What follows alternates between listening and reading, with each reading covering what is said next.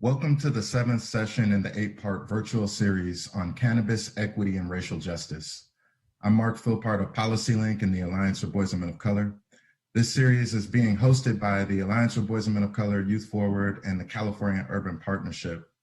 Before we begin, I'd like to take a moment to thank our sponsors. They include the California Endowment, the California Community Foundation, the California Wellness Foundation, the Center at Sierra Health Foundation, Liberty Hill Foundation, the Governor's Office of Business and Economic Development, and the California Department of Healthcare Services.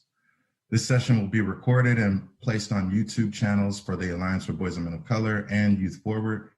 And within a couple days, we'll be emailing everyone who is registered for the session so that you can get the link to the recording and the slides, as well as other resources. Towards the end of this session, we'll have some time for questions and answer. A Q&A and discussion period. So please feel free to put questions and reactions in the comment section below on YouTube if you're watching on YouTube Live. Today, we're coming together to discuss the coalitions that have been built to advance equity and racial justice regarding Prop 64. We have a host of speakers who will share their organizing and coalition building efforts on Prop 64 and on community reinvestment at the local and regional levels. We'll also discuss how we can plan for the future and build a sustained campaign to repair the harm caused by the war on drugs. Before diving into the detail of the coalitions, it's important to note the reason why we're discussing coalitions in the first place. Coalitions are an important opportunity to build power and opportunities for the communities and people most deeply impacted by the war on drugs. While power is the goal, coalitions are the vehicle. Our power can be measured by the opportunities to thrive in our communities and the eradication of racial inequity, but simply having a coalition is not enough. Coalitions must be about building power, and specifically building power for those who've suffered great harm from the war on drugs so that they can measurably transform their lives. There are a number of ways in which power building will feature prominently within today's presentations and discussions. And as we get into those conversations, consider the following. How are you, your organization, or your coalition centering people by building their power, voice, and leadership so those impacted by the war on drugs can be the agents of change as we collectively seek to repair the harm? How are you working to address the impact of past harms as well as taking stock of present-day systemic failures? For many people, the war on drugs is not over. And it's important for us to kind of keep the historical context, but to also think about the way in which present-day systemic inequities challenge people. How are you working to ensure that the economic benefits of cannabis legalization create shared prosperity for those at the center of the war on drugs?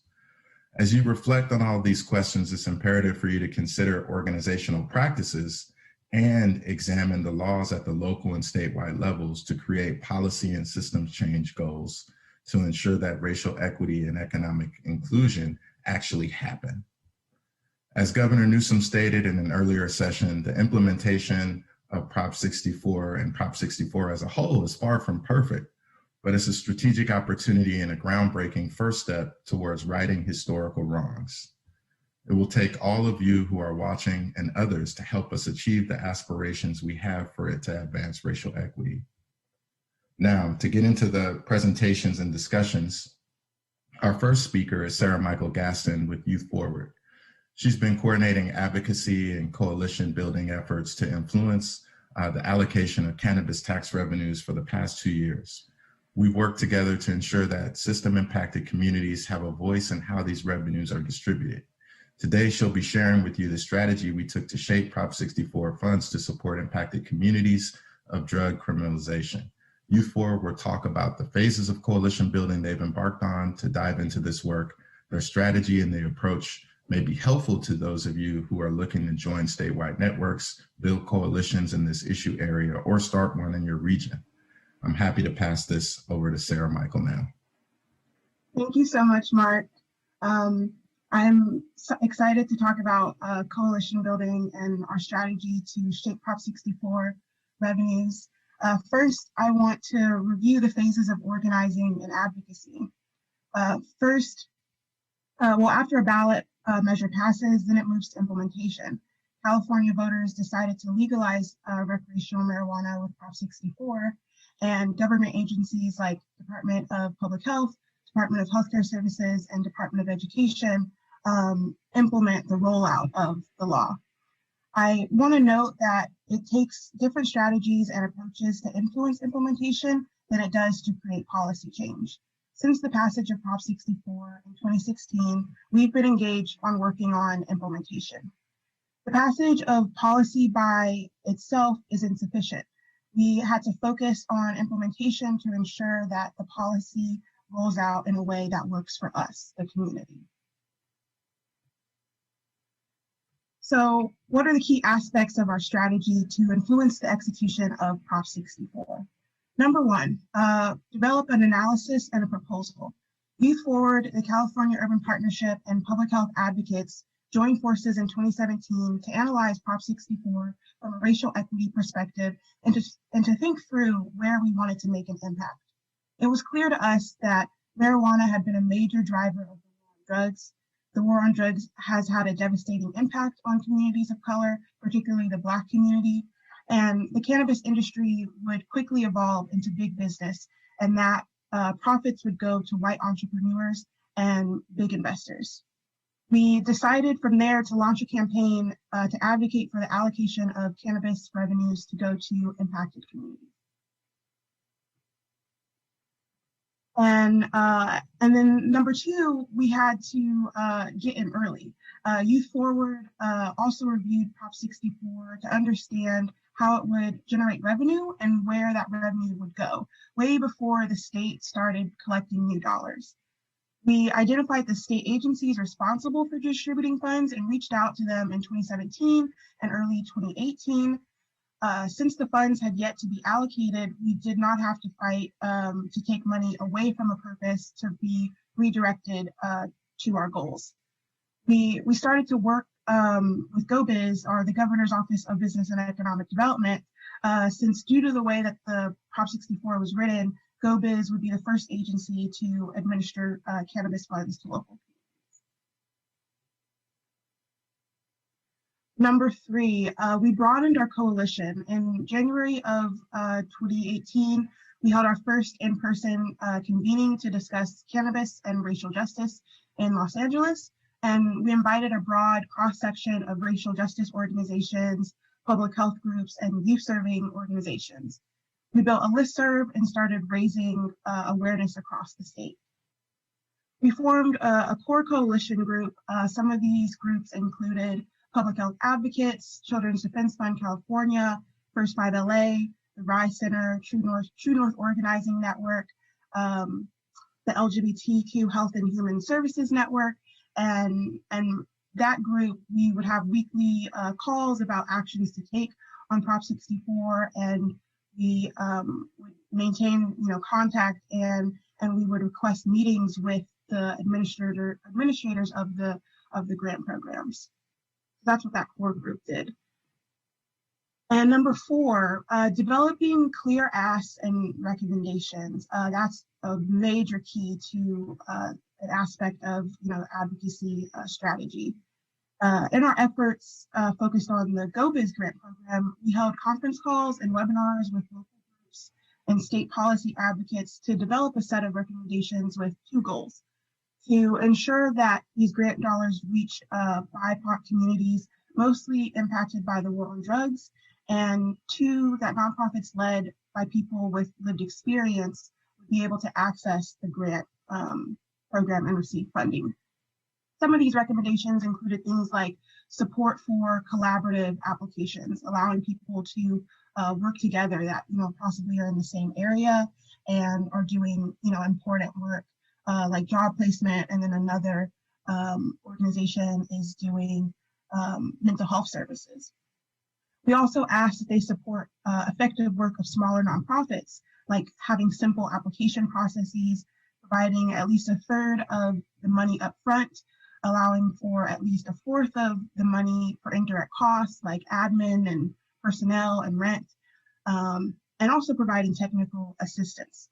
Small nonprofits really need that additional support to implementing the grant that they receive. And then one more recommendation that I think is critical that we made and asked of all the grant programs is that they support mental health services that are non-clinical, but inclusive of culturally rooted healing practices.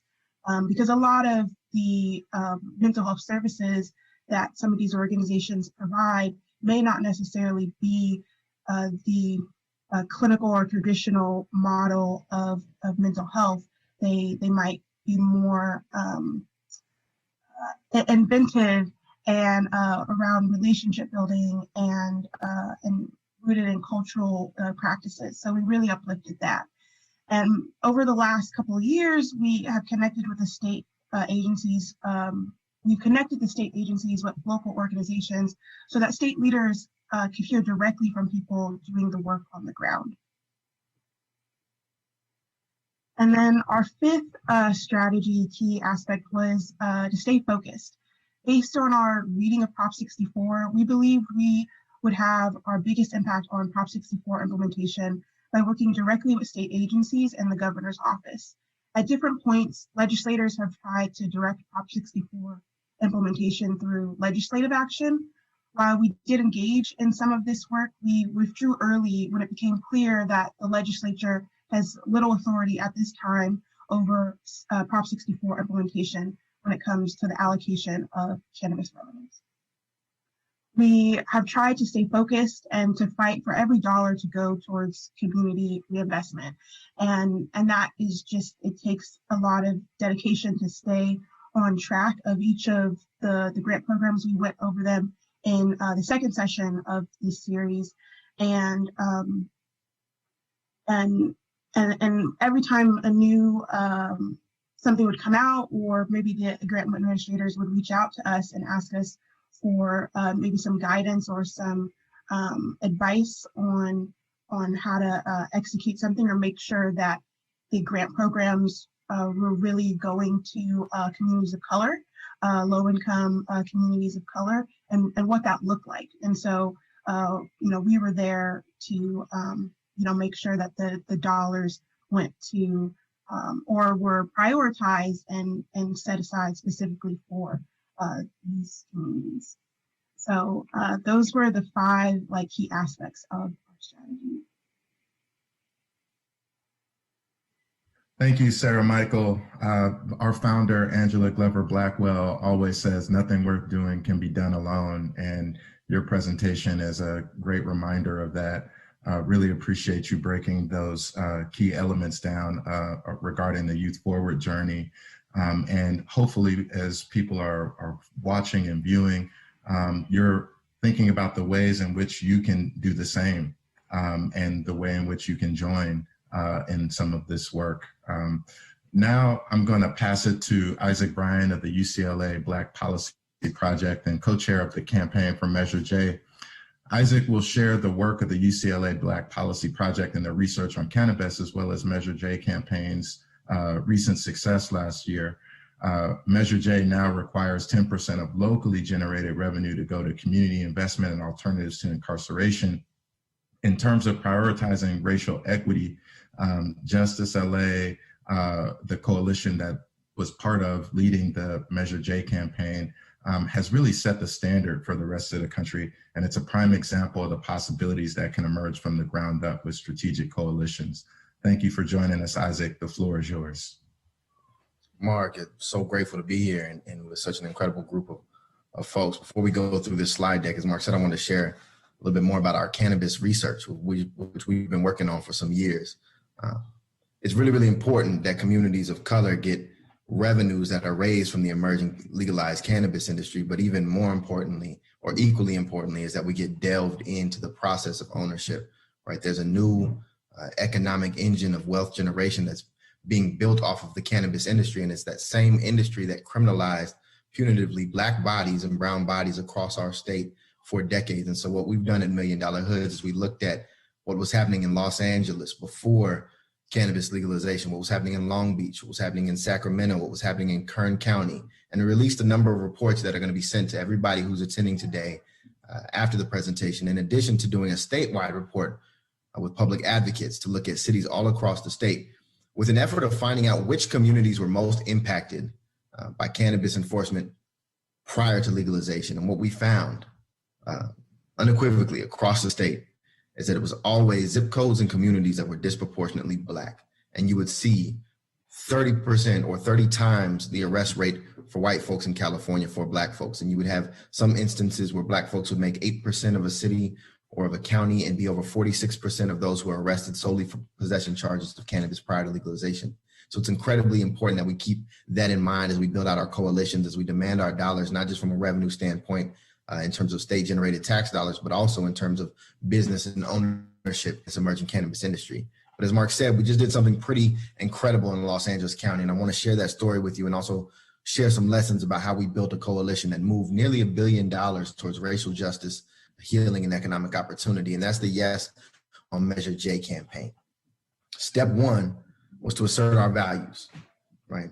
Our county budget should reflect our values and the will of the people who are demanding change. And as a coalition, as a group, that's what we started our campaign focused on. We had to stake our claim and set a moral high ground for why we were moving, a collective call to action. I think we have to do the same with these cannabis dollars. And some overview about the entire coalition. It was a multi-year, multi-phase coalition. What folks often forget or what they think is that the Measure J campaign was a quick response to all the mobilization of last year. And that's true and not true. Because the reality is we brought it all together over a decade. It started with alternatives to incarceration and stopping the construction of new jails in Los Angeles County. And that's where credit to the Justice LA Coalition, anchored by Dignity and Power Now and many, many others, has to be given credit. LA County was set to build a new women's jail facility and to tear down the men's jail facility and build a new one. And the contracts were canceled and that never happened. And instead we launched an Alternatives to Incarceration work group that built out a framework for how we could move towards a care first model. We also had Measure R, which was the first proof of concept led by Patrice Cullors and the Reimagine LA Coalition, or the Measure R Coalition, that called for subpoena oversight power over the sheriff's department and for a study to look at the efficacy of dollars that we were spending on incarceration currently. But really what it did was it put criminal justice on the ballot for people to vote for directly in a way that hadn't really been done at the county. And it was the most popular thing on the ballot when it was on the ballot, over 70% of the vote. Homelessness is a crisis in LA County. It's a crisis across our state. We know 8% of LA County is Black folks, but over 40% of our house's population is Black folks. And so the combination of all of that, sparked by the murder of George Floyd, Breonna Taylor, Rayshard Brooks, and countless others, is what led to building out the Reimagine LA Coalition, which ultimately pushed for Measure J. It's the Alternatives to Incarceration framework, though, that really anchored this. It was a report that had over 120 recommendations and included some heavy hitters into the process. Dr. Kelly Lytle Hernandez, founder of the $1 Million Hoods Project and a mentor of mine, sat on that task force. Dr. Bob Ross, who chairs the California Endowment, sat on that process. A number of community stakeholders, Anesis Hernandez and others, in addition to system stakeholders, developed this Care First report, this Care First budget. And what ended up happening was the County Board of Supervisors allocated almost no funding towards the Alternatives to Incarceration model, towards the over 100 recommendations that were put forth by that group. And that's really what brought us to building out the components of Yes on J and the Reimagine LA Coalition. Because if our elected officials aren't going to give us what we deserve and what we need, we're going to have to go to ourselves and put up a ballot so that voters can speak loud and clear. So with Measure J, we had to set out what it is that we wanted. And I think every coalition, including this growing one, has to do that. And what we wanted was something that was forever and always. We're tired of fighting for dollars every single year, asking for doesn't minimum allocation of unrestricted county revenues, which is about $1 billion a year.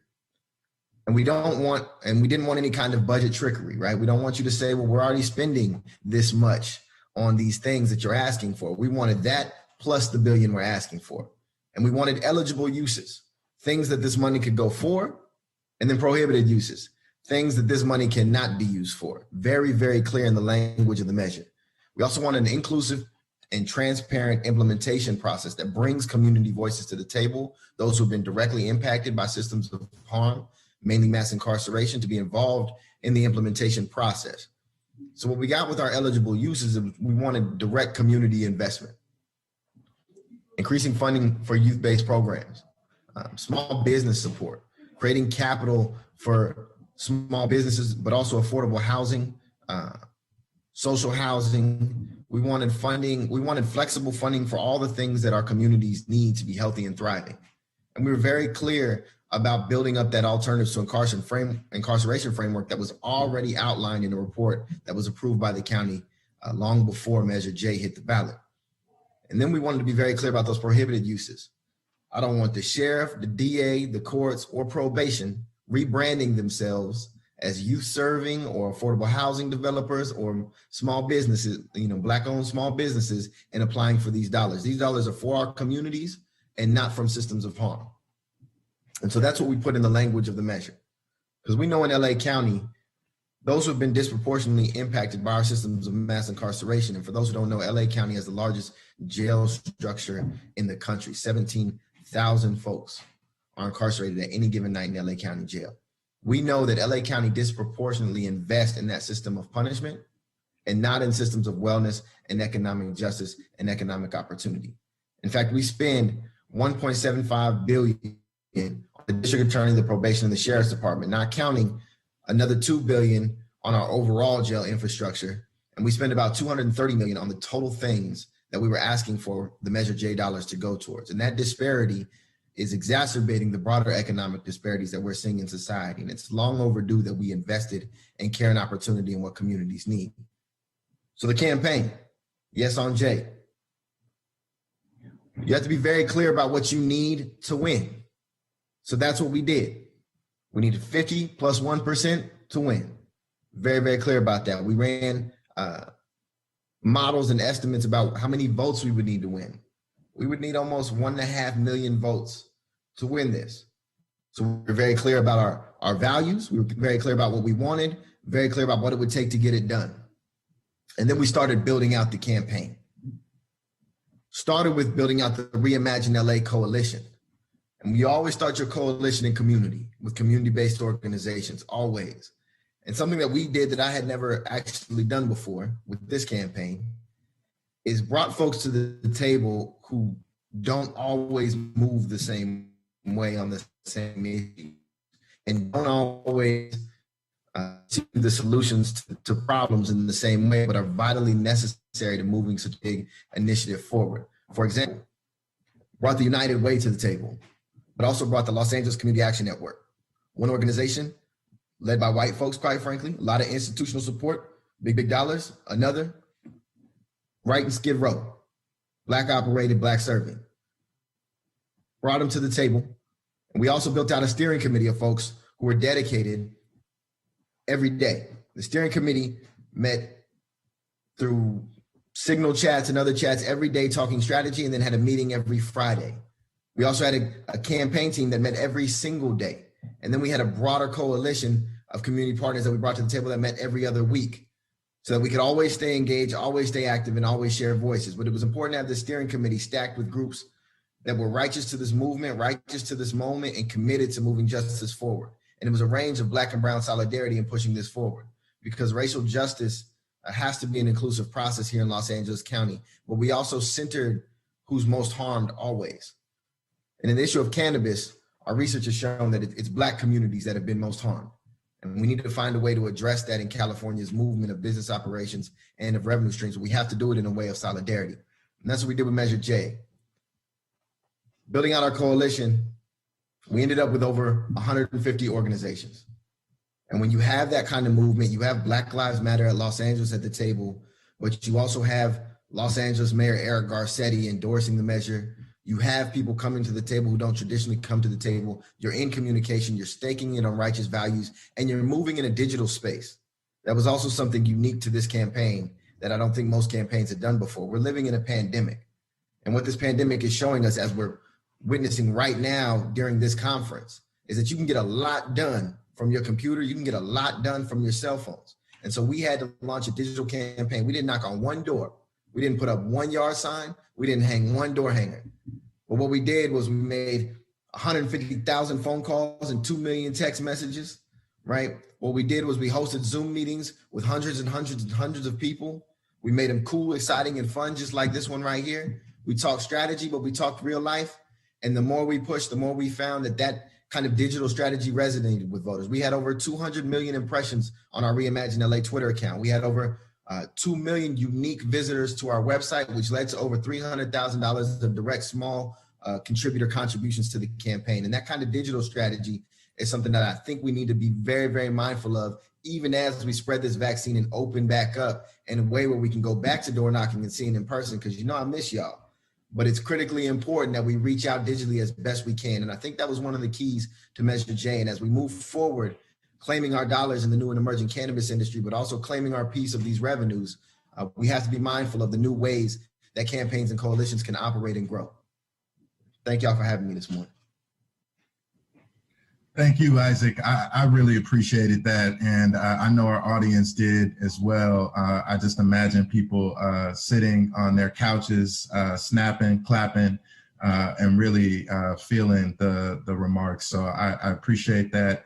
And, it's just a testament to the power of grassroots organizing, the diligent, strategic approach, and the patience, over a 10-year kind of effort that has really culminated in a powerful win. So thank you for sharing those lessons. I'm going to turn now to our panel. We're going to come back to Isaac and Sarah Michael towards the end for Q&A. But right now I want to turn to our panel. We're joined by 3 individuals representing organizations and coalitions across California. Each of these leaders are working within coalitions that are taking varying approaches to repairing the harm from the war on drugs. They'll share their approaches, what makes them unique, and some of the challenges they face. We're joined by Sammy Nunez of Fathers and Families of San Joaquin, Aaron Bossett from Paving Great Futures in San Diego, and Malachi Sekou Amen with the California Urban Partnership in Sacramento. Let's get straight into it, and I'm going to turn to you, Malachi, to kind of tell us a little bit about yourself and your organization, and then we'll move to Aaron and then hear from Sammy. Thank you, Mark, and thank you to Policy Link and Youth Forward and really all of the sponsors and folks who are tuning in and have partnered with us over our journey in this fight for racial and health equity in marijuana policy.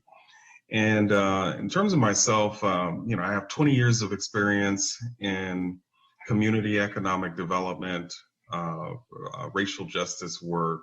I have been a governor's appointee, advisor to the University of California, also on legislative staff in Jobs and Economic Development Committee work, as well as on in a senator's staff. After some time of working in the birdhouse and in the lobbying corps, if you will, founded the California Urban Partnership. We're 10 years old this year, and our mission is to build economic security in communities of color. And the way we do that is through research, through educating our communities and organizing community action. We have been squarely focused on, how do we shorten that time period that it will take to balance the wealth gap between whites and blacks, right? 228 years. And we've been focused on how to solve some of the social problems that we have with economic solutions. And we initially kind of looked at agriculture, at the construction industry and the technology sector. But then 2016 came along and voters passed Prop 64. And initially we were against the proposition because it had no prescription for how racial equity would be rolled out in the state, especially at the local level. And so we ended up getting involved, and as you mentioned, Mark, earlier, nothing is done alone that's worth doing. And so ended up partnering with Youth Forward and public health advocates and ultimately many others. And eventually we had an opportunity to lead the organizing efforts here in the city of Sacramento around creating a cannabis opportunity reinvestment and equity program. And we're still doing that work, obviously, but it started out by really developing a framework and bringing community players together, over 200 different activists and community business leaders, faith leaders, youth leaders to, figure out how to tackle at least 4 edges that we had identified, and that was the business and economic development edge, the tax revenue edge, the public health, and the criminal justice system reform edge. And so what ended up happening is we developed a framework for how some of the system should work in response to this problem with a lack of racial equity, a lack of equity period in Prop 64. And ultimately, we were able to successfully move the city council to adopt, and we negotiated fiercely with them so that they would adopt the Cannabis Opportunity Reinvestment and Equity Program, which does a number of things to ensure that there are contracting opportunities for Black and Brown survivors of the drug war, that there was $2 million in funding for technical assistance and training program, because the barriers to entry are they're very costly, they're very complex. You have legal, business consultant, and sometimes even environmental consultants that are needed to navigate the local as well as the state licensing processes. And so there were a number of features to the core program, and but we still find ourselves struggling, not just in Sacramento, but also, with really preparing and building alliances across the state, because, there's this one critical thing that needs to happen in California because of Prop 209, which says that you can't make decisions based on race. And so there's a need for a social equity analysis that basically looks at those marijuana-related arrests and then ideally brings the communities that were impacted together to talk about what the impacts are, and then to shape what the solutions are going to be, and particularly what the reinvestment is going to be. And fortunately, in Sacramento, we were able to get a social equity analysis done. And thanks to public health advocates at UCLA and $1 Million Hoods and UC Davis Center for Regional Change. And in addition to a study, their study on marijuana-related arrests, there was a tax revenue report that Youth Forward pushed out. But on the note of the study related to marijuana-related arrests, that really has helped us, not just locally, but statewide, to really begin to make a case for why certain approaches should be taken to ensure that the reinvestment happens, that it's done intentionally. We've because of our ability to develop a framework, been able to share that information with a lot of folks. So I'll just stop there, because going into the story is pretty heavy, and I don't have a powerful presentation like Isaac did. So I appreciate you just giving us some insight, Malachi, into some of the work you've been doing. I'm going to turn to Aaron to say a little bit about what's been happening in San Diego, and to really give a more full introduction of himself and his organization. Hello, everybody. How you doing? One, I want to thank everybody, for hosting this. This is really, really, really powerful right here, because I love the approach of coalition building and community building versus a top-down approach. I think that's how it's done, and working with a powerful group of people like this is really inspiring to keep working. My name is Aaron Bossett, you guys. I'm from Seattle, Washington, which is the first legal city and first state. I represent a group out of here called Black Cannabis Commission.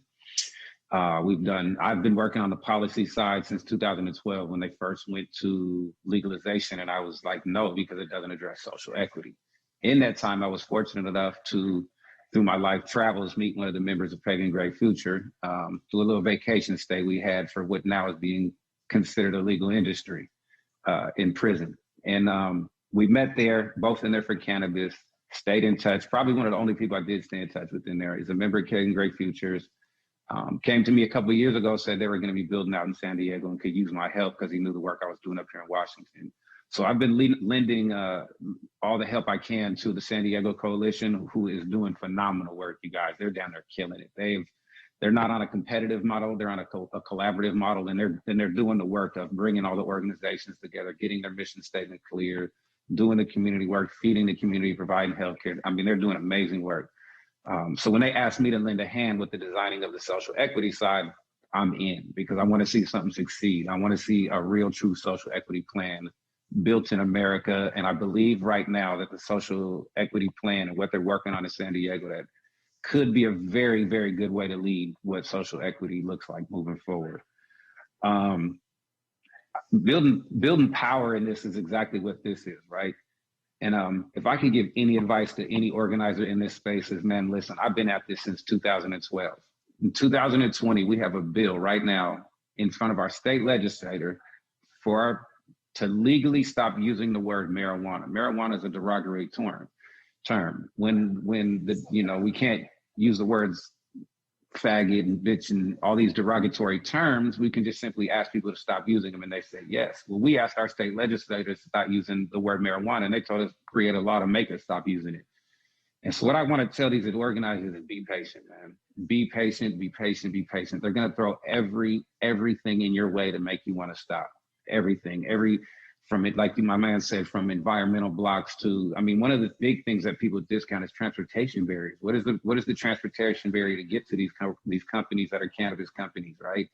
And be able to not get your pockets tore out through gas and travel. One of the biggest things is law and coded language. If I could tell anybody in this space moving into it from my 10 years doing this now, almost 10 years doing this now, is the coded language. And I keep hearing, you can't use the word in race as a determination. That's been a law in Seattle, in the state of Washington, for years. And it's detrimental to everything that we do, because in that, one of the biggest things, a report that we pulled was that since 2012 legalization, the arrest for just growing cannabis in the state of Washington, 70% of those arrests since 2012 are white people. We have 8% of population of Black people in the state of Washington.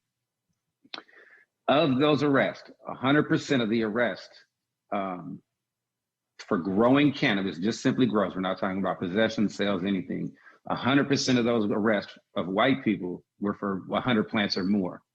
We're 8% of the population in the state of Washington. In a legal state, it is down total legal arrest, but up for Black folks. We are 6 plants or less since 2012, ended up in more. Let me slow down. If 70% of the population of white was arrested for 100 plants or more, the arrest of the Black growers was six plants or less, and it resulted in convictions when not one conviction was given to a white grower. So those are some of the things that, like, when we start talking about these social equity plans, some of them sound good and some of these laws sound good, but it's really coded language. The state of Washington, one thing they did is you can arrest people more now in legal than you could when it was illegal.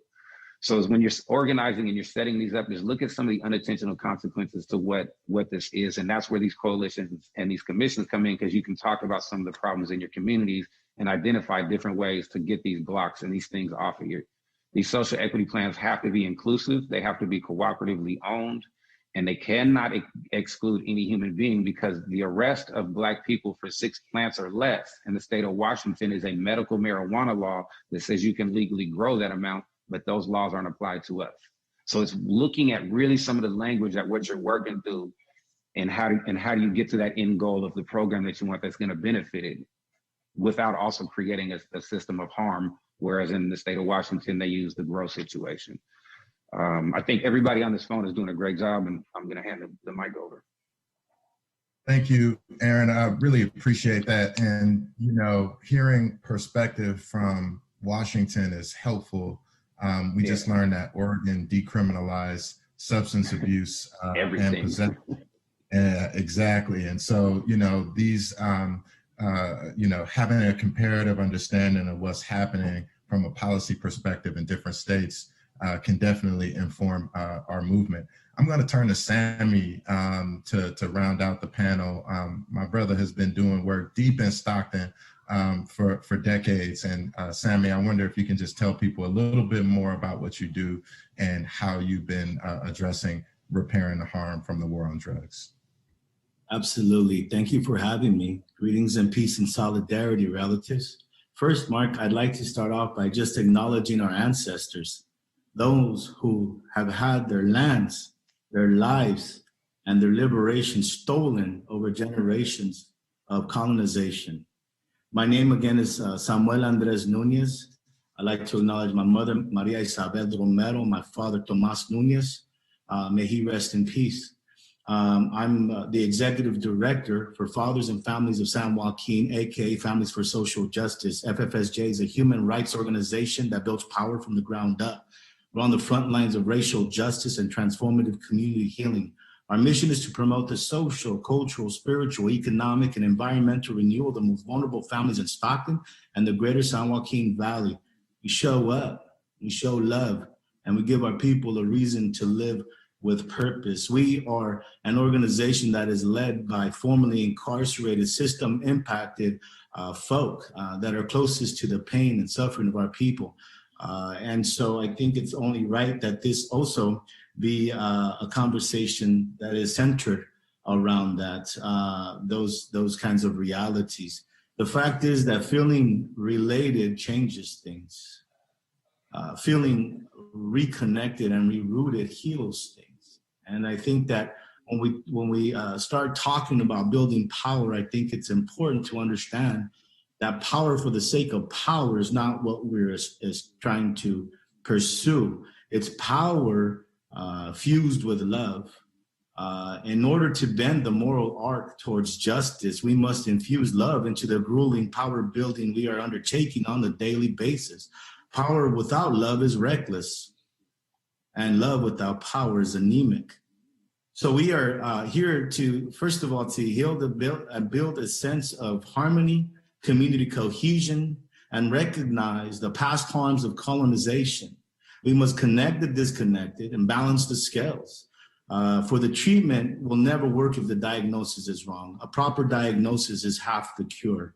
There's been an improper diagnosis with people of color, and applying some analytics, some racial analytics to understand the complexities and realities of people of color will demonstrate that there is a healing strategy that can actually be transformative.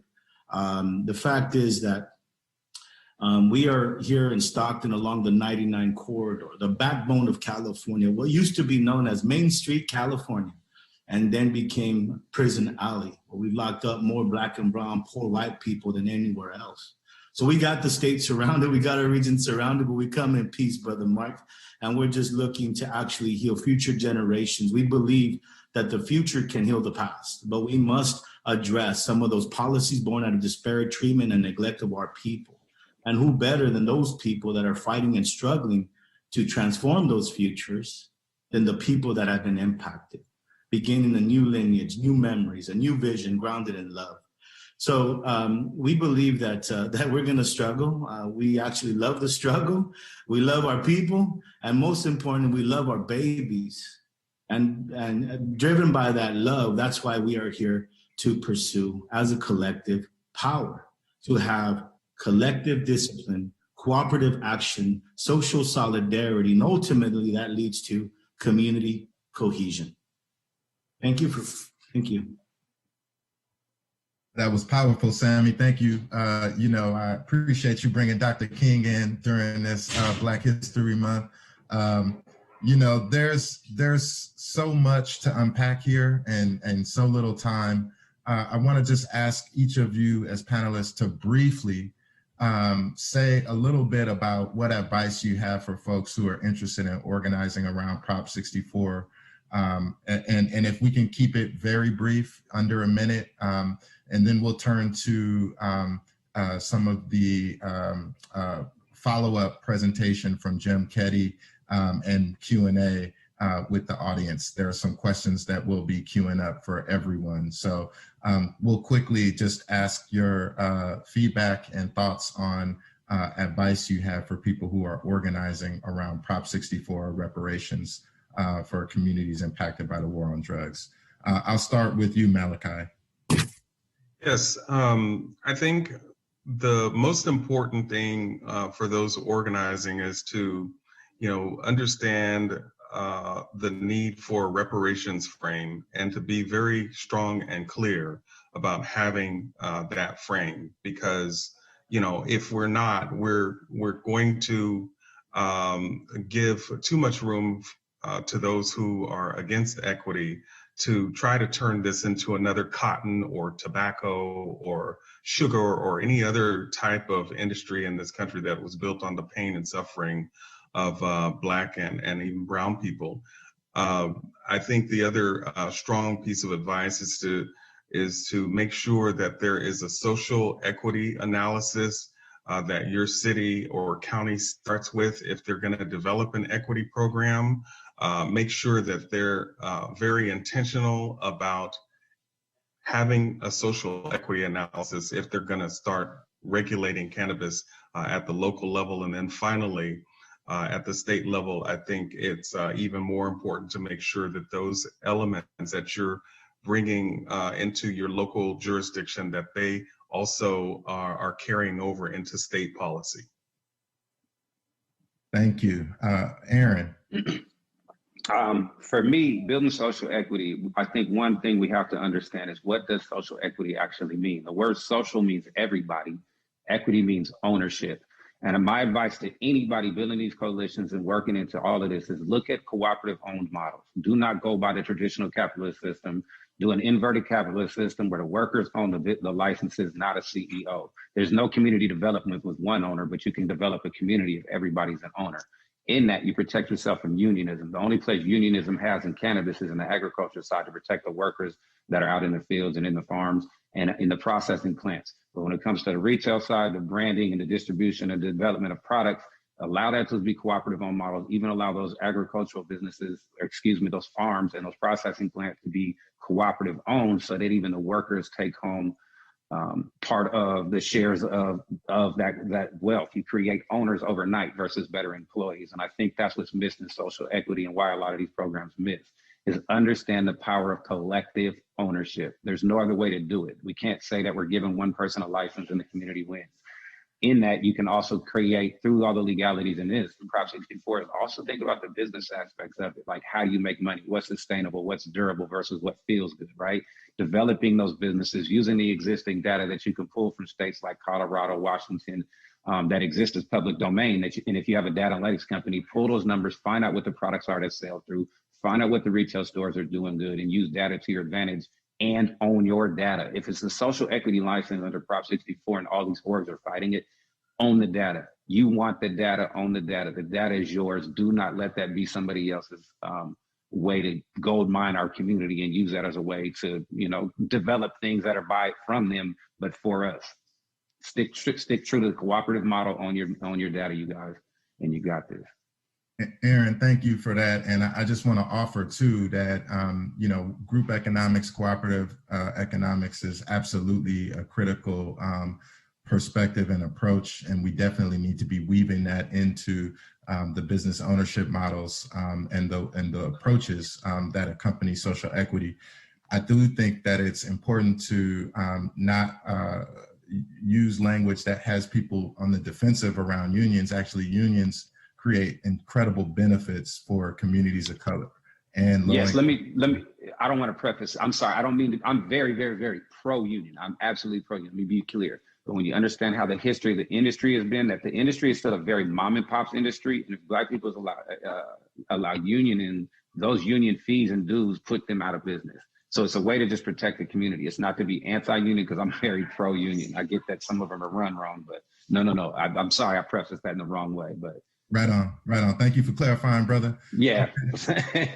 Sammy, please take us home, and then we'll transition to you, Jim, to give us some quick hits. And then I have questions for Isaac and Sarah Michael that I want to get to.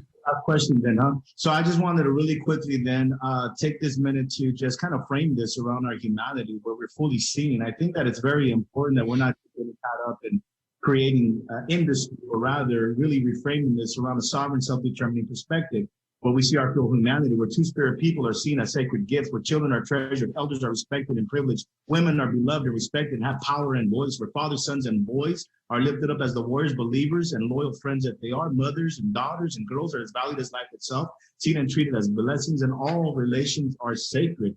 I think as oppressed, exploited people of color in this work, we have seen and are seeing children separated from the caregivers, caged in concentration camps. We're living in another era of a systemic denial of democratic civil rights. To be sovereign and free, our people need policies made of love, forgiveness, and connection. Our communities deserve health and educational equity, land and housing justice, economic independence, living wages as in a universal minimum wage. Our people want restorative justice, policies to replace punishment and lockup. Our communities want community organizing and advocacy, block by block.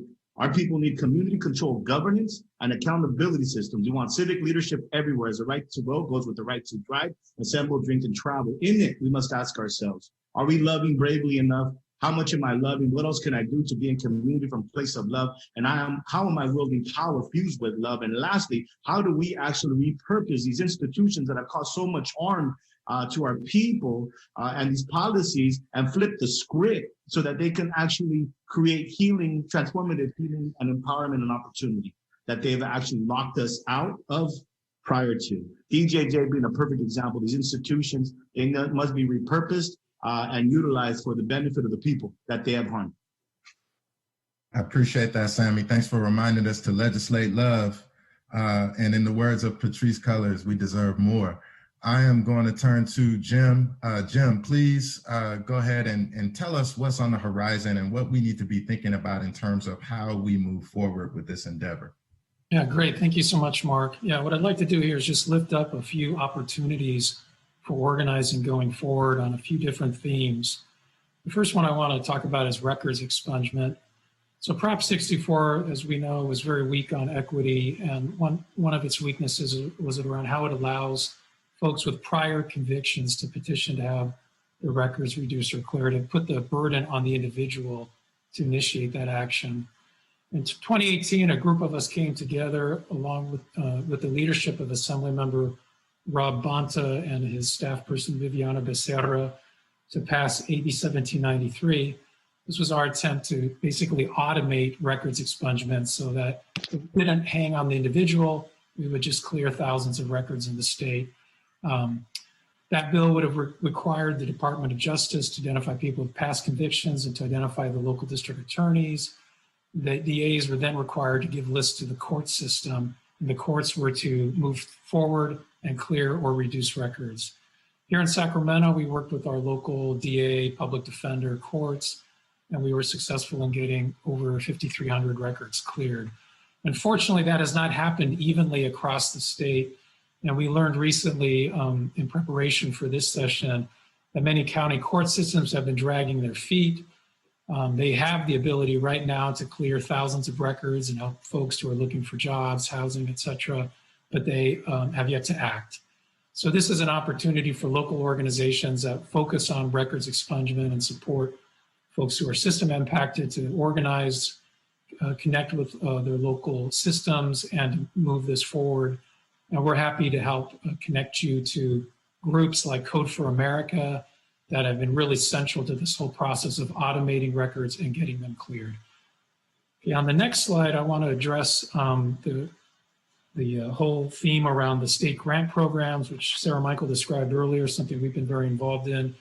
So one of these grant programs is managed by the Board of State and Community Corrections. And due to the way that Prop 64 was written, the only entities that can apply for these dollars are cities and counties that allow for cannabis businesses, specifically dispensaries and some form of cultivation. BSCC is putting out $50 million or so in grant dollars this year.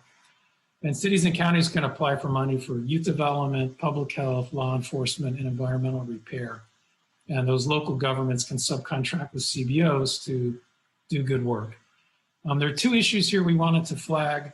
One is that as these local governments apply for the dollars, it's very likely that many of these dollars will go toward law enforcement. And of course, our goal is to steer money away from law enforcement and toward youth development, public health, community reinvestment. So we would encourage everyone in communities where you do have legal businesses to organize and engage local government and get them to apply for the better purpose here.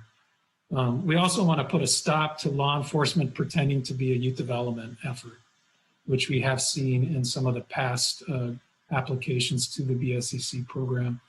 And then finally, we need to make some changes to the way BSCC is doing this funding. Currently, like the city of Los Angeles is able to receive a grant the same size as the city of Merced. So it's not really fair to larger communities in terms of how the dollars are distributed. We do have a webinar on the state grant programs that's in the series. So if you go back and look at, I believe it was session 3, you can learn more about all of these programs, okay? On the next slide, I want to address similar issue around local cannabis tax revenue. So cities and counties that allow for businesses are collecting millions of dollars in new revenue. We published a report several months ago that showed that for the most part, governments are using these funds for general purpose and to expand law enforcement.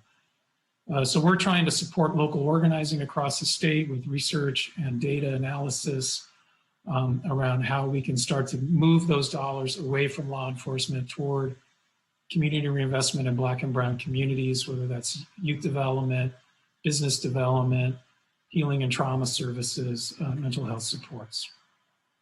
Okay.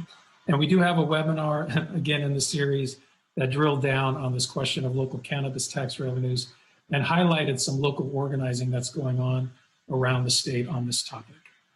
Okay, for my next slide, I'm going to ask my friend and colleague, Malachi Sekou Ahmed, to join me and to share with you what are opportunities on the horizon around social equity. Sure, thanks, Jim. And just really quickly, when we look at social equity in the state, there are two business licenses that you need, one at the local, one at the state level. If you get a license at the local level and your city has a social equity program, then Black and brown communities are really kind of queued up in some sort of way to benefit from the business opportunities. But if that local government doesn't have an equity program, and then they go to the state level to get that second license, and right now the state does not have a social equity requirement to get a license. So really there's a loophole, and we need a social equity classification for state licenses. And that will become really important to make sure that the entire state recognizes the need for social equity. There's an expiration of the date this year where large tobacco companies will be able to enter the cannabis industry, even though we're nowhere near close to achieving equity and inclusion in the industry. This year, the large growers will be able to enter the industry, and so we're now asking the state to extend the moratorium beyond this 5 years so that we have more time to get equity right. We need a regulatory fee and tax relief that is exclusively for social equity operators and small businesses. There's a lot of talk about, lowering the taxes, but most of those who are advocating for lowering the taxes are talking about having tax breaks for these very large operators. And that becomes problematic because those taxes right now are funding the programs that we've fought so hard for around youth development, and to a little bit lesser extent, community economic development. And then finally, we need to reduce the barriers to market entry by providing funding for access to capital and technical assistance programs that are funded at the same level as the police operations that are enforcing cannabis law right now. Right now, the state is putting in about $15 million to help provide access to capital for Black and brown businesses, but they're funding police enforcement at around 80 million or so. And so, really, when we talk about defunding the police, there is a solid rationale for making sure the state is faithful in doing that in cannabis, and hopefully, our governor and our legislature will be intentional about fixing this problem. Great, thank you so much, Malachi. On the next slide, we're going to take a moment here to look at the theme around cannabis and public health. So we have concerns around the cannabis industry as it becomes a corporatized industry, big business, following the path of tobacco and alcohol. How does it affect public health, particularly the emerging research on cannabis use in adolescent brain development and mental health, and the impact on pregnant women? Under Prop 64, local governments can go above and beyond what is in the measure around public health regulations. And we've been looking at ideas around, such as setting a higher tax rate on super potent THC products that research shows have a particularly negative effect on the mental health of young adults. This whole question of advertising that's targeted at youth and communities of color. The question of warning labels. Prop 64 has a very weak warning label that misses a number of the health issues with cannabis use. And then finally, restricting products that are meant to appeal to youth, such as flavored products, soda pop with cannabis in it, etc.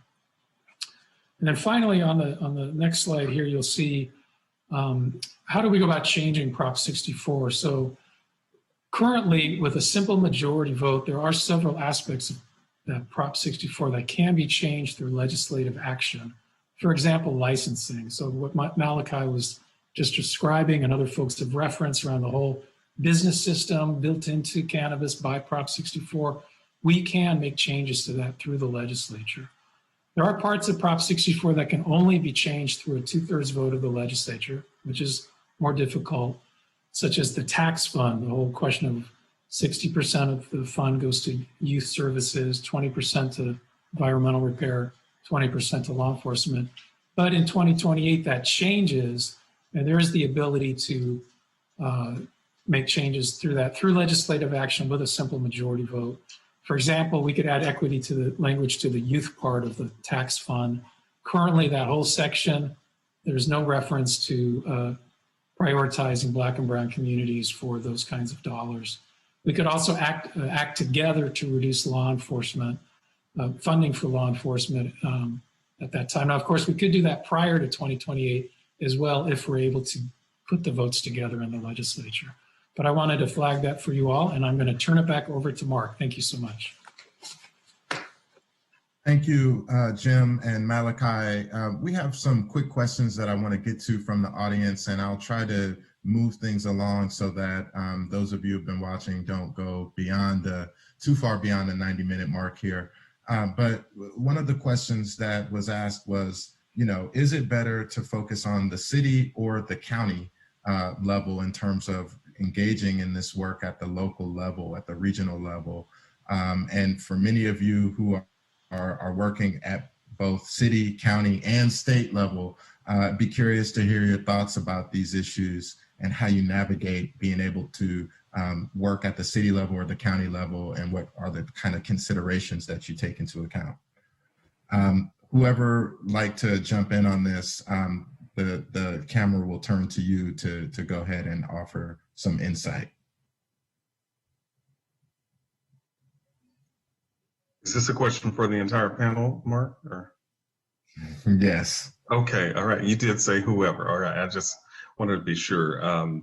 Yeah, I think it's incredibly important to organize at the local level as well as the state level. It's important to build coalitions so that, you know, whatever is happening locally, you have that driven by people who are from that community, who know the relationships, what the data is, as Mr. Bossett pointed out, and you know, we're able to learn from each other beyond the local level work. I think it's very important to work so that we're able, so that, you know, locally things are moving, but then at some point, leaders across regions are able to have conversations with each other and learn about what is happening in local jurisdictions, and then we can lift that up at the state level for some broader changes that are needed. You know, it just seems to me, Mark, if I may, that just passing Prop 64 in and of itself, although it was a victory, it's not the defining victory, right? That the fact is that there's still, that's why we're having these conversations, because I think that we need to continue to build movement on the ground. Yes, absolutely agree with Malachi. But we need to move on all those kinds of different levels, locally, countywide, and at the state level. I think in counties across the Central Valley, they've been much more conservative, much more difficult. There've been more people arrested. The harm's been done much more. The war on drugs was really critical in this region. So I think a regional approach also would be very important to connect our region that's been most impacted, I think, and build the power of people and build coalition in that region, I think will help kind of shape all those other areas, city, county, and the state.